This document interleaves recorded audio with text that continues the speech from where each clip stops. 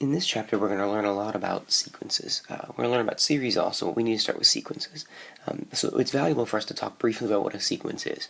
A sequence is effectively just an ordered list of numbers. Usually there is some sort of a pattern that we use to determine what that sequence is, but there doesn't have to be one. I mean, if someone wanted to make the sequence of numbers 2, 17, 31, 25, 4, 4, 7, 6, like that, congratulations, that's a sequence. There may not be any mathematical rhyme or reason for the ordering for that one, but a sequence is just a list of numbers that are separated by commas. That's what it is. There are a couple of different ways that we can give a pattern for a sequence, though, and that's what I'm hoping to show in this video. So this first type of sequence is effectively an explicit sequence. And it should feel kind of like a function, right? This example is saying, find the first three terms of the sequence whose nth term is given by b sub n equals 6n over n squared plus 1 for n greater than or equal to 0. And really what this is saying is it's saying that this is a sequence called b. The nth term of b is given by this, 6n over n squared plus 1. So they want me to find the first three terms. So it says here that n has to be greater than or equal to 0. That means I'm going to start with b sub 0, right? And I just have to evaluate this expression using n as 0. So when I do that, I'm pretty clearly going to end up with 0 over 1, which is 0. Great, so the first term in the n equals 0 term of my sequence is 0, right? It should be pretty easy for us to find b sub 1 and b sub 2. So, pause the video, do that for yourself really quickly, or just make sure you're following along.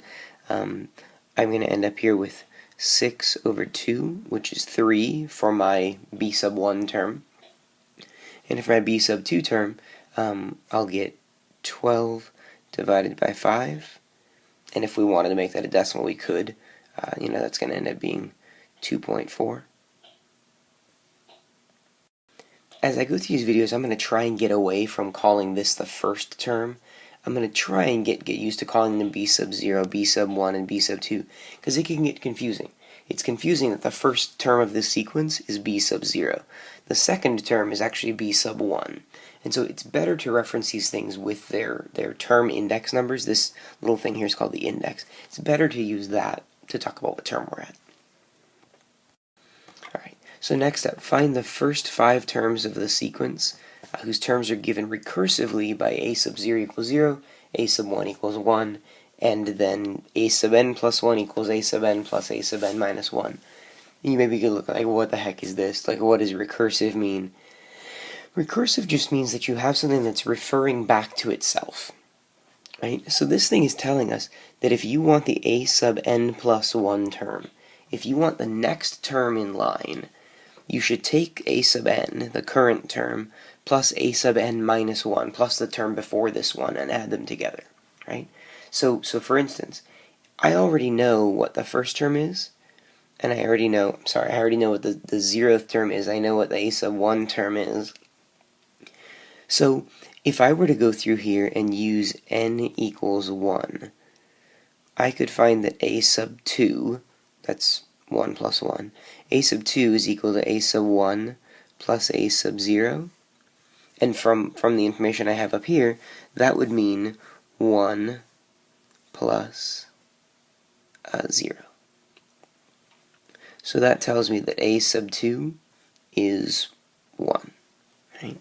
Then, if we went on and used n equals 2, well, look at this formula up here. If n equaled 2, that would mean a sub 3 is equal to a sub 2 plus a sub 1. But again, I have both those values. A sub 1 is 1. A sub 2 is also 1.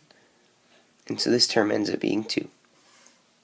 If I do n equals 3, well, for n equals 3, that means I'll have a sub 4 equals a sub 3 plus a sub 2. Again, I have those values. It's 2 plus 1, which gets me 3. Right?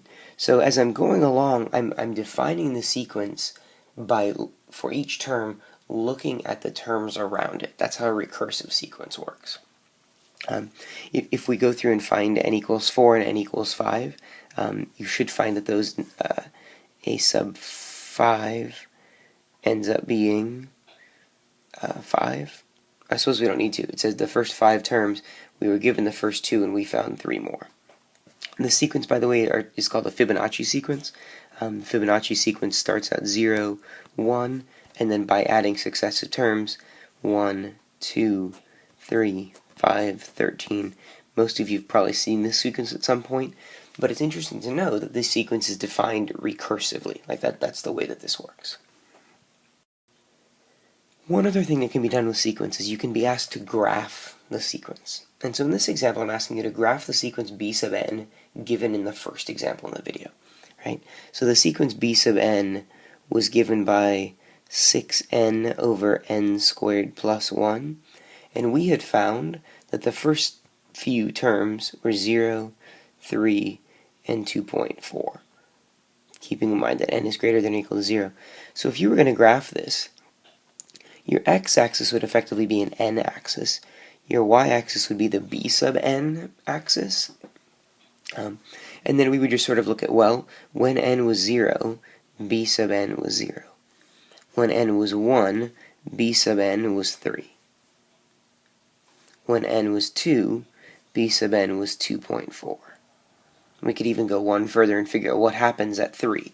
Well, b sub 3 ends up being 18 over 10, which is 1.8. Okay, so we have like 1.8 here.